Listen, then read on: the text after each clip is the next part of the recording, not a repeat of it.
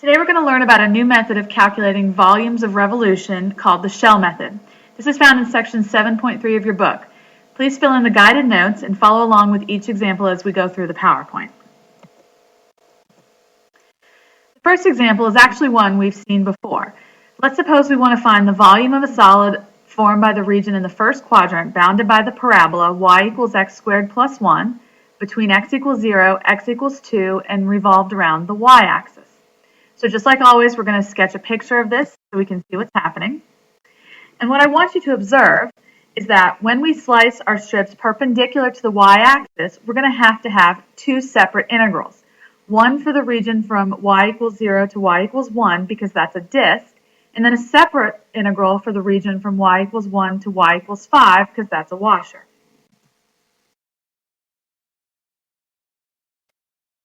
So there's our first integral from 0 to 1. And then our second integral from 1 to 5 has an outer radius of 2 and an inner radius, the portion of the parabola. So when we calculate this, we get a volume of 12 pi. The question is there another way we could set this up so that we don't have to require two separate integrals? So let's look at this problem from a slightly different point of view. We have the same region, but instead of slicing our strips perpendicular to the axis we're going around, we're going to slice parallel to the axis we're going around. What this creates is a hollow cylindrical shell, and notice that we're slicing the x-axis, so when we integrate, we're going to integrate in terms of x. There's an infinite number of these cylindrical shells between x equals 0 and x equals 2.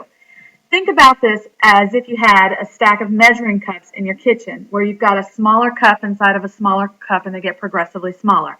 That's what we mean by hollow cylindrical shells, one stacked inside of the other.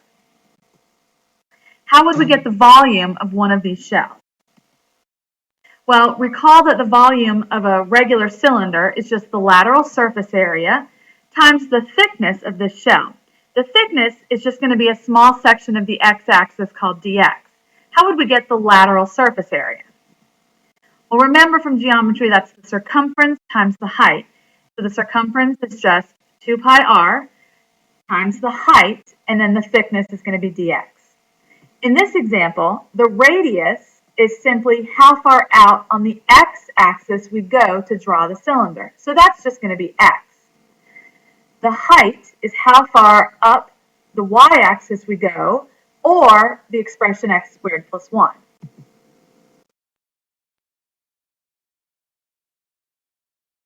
So let's put this together for our example.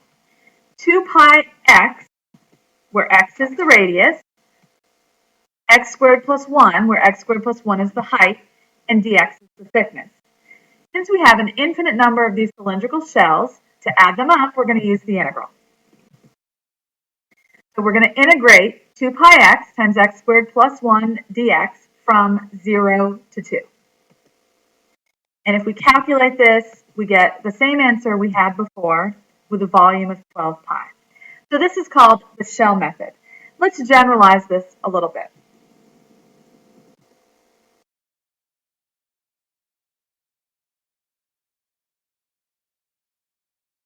If we're using the shell method and rotating around a horizontal axis of rotation, we're going to integrate with respect to y. If we're going around a horizontal axis of rotation, we're now parallel, or the strips we're going to draw are parallel to that axis, which means we're going to slice the y-axis, so it's in terms of y.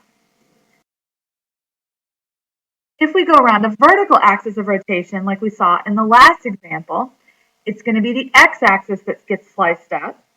And so we're going to be integrating in terms of x.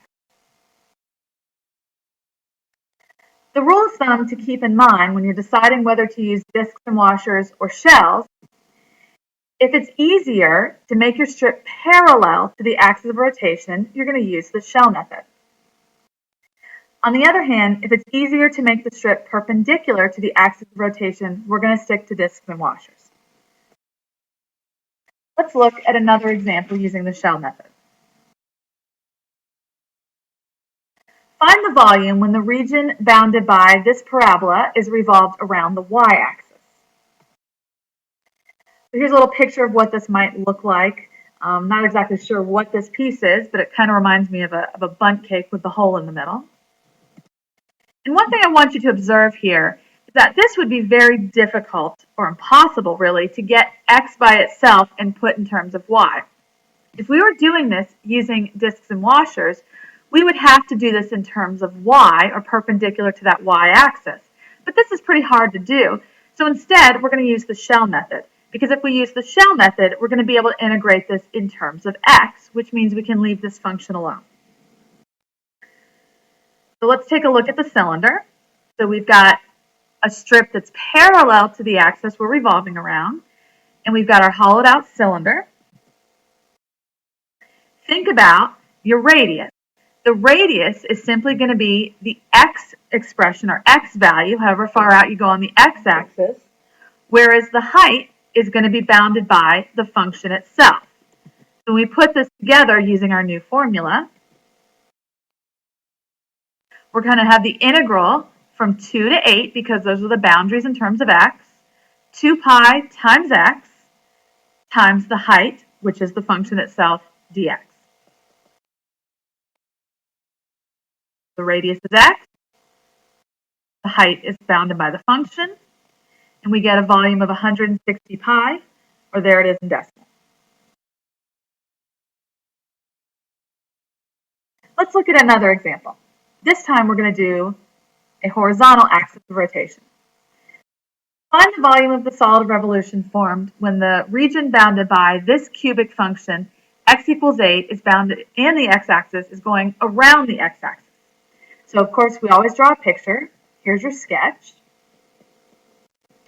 We're going around the x-axis, which means we're going to be integrating in terms of y. If you'll notice, we go parallel to the x-axis, which means we're slicing the y-axis. So ask yourself, what is the radius and what is the height? Here's another three-dimensional representation of what this figure might look like on its side. We've got to write this in terms of y, so I rewrote my function as x equals y cubed. In the radius, you'll notice the radius of the cylinder is just going to be y. How high up on the y-axis do you go is going to determine what the radius is. The radius is simply y. Now, the height of the cylinder, since the cylinder is turned on its side, think about it as the right boundary minus the left boundary. Depending on where you're at, it's just going to be the right minus the left. So the right function is just 8. I shouldn't say function, but the right boundary is x equals 8.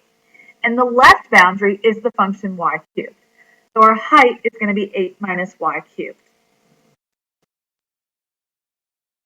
So we're going to put this together using our volumes by shells formula. So we have 2 pi times the integral from 0 to 2. Notice those are the boundaries in terms of y. Y for the radius, 8 minus y cubed for the height, dy. So when we calculate this, I'll save you the details, but you get 96 pi over 5 as your volume.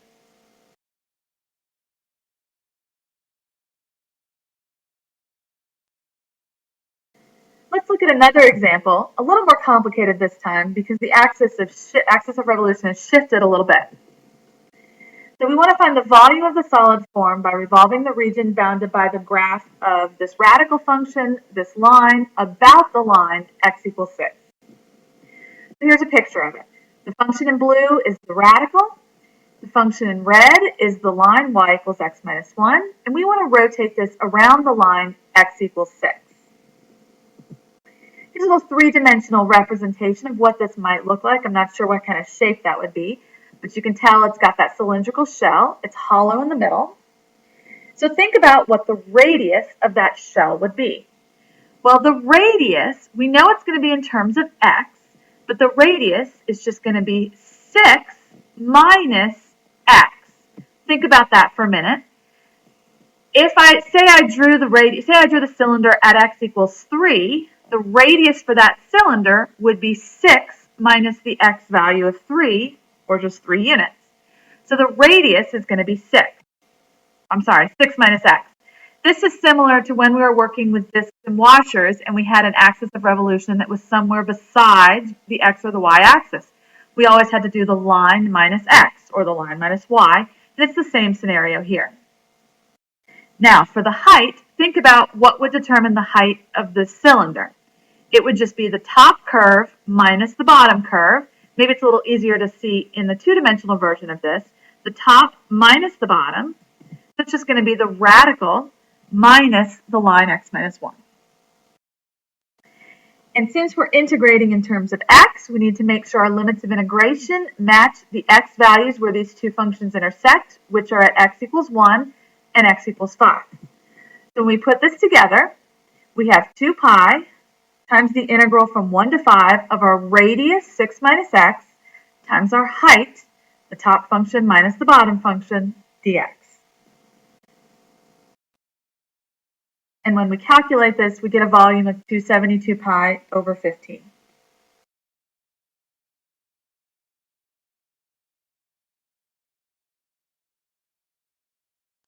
One last example with a shifted axis of revolution. So this time we want the volume obtained of the solid rotating around the line y equals -1 bounded by these two functions. So here's a picture of what this looks like. So the parabola on its side, y minus 2 squared, is in blue. The line y equals x is in red. And we're going around the line y equals -1.